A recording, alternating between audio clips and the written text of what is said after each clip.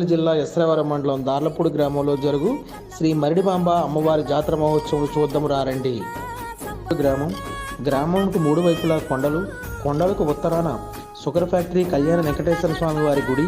గుడికి దక్షిణాన కోతవేటు దూరంలో నర్సీపట్నం రైల్వే స్టేషన్,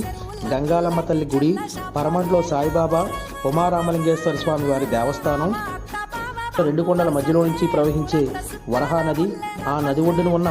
మా అమ్మ మరిడిమాంబ జాతర కార్తీక మాసంలో 3వ వారంలో 21/11/2024 గురువారం నాడు వేకువజామున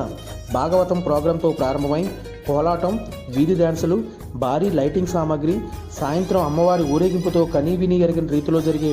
మందుగుడ సామాగ్రి, రాత్రి 8 గంటల నుండి రావి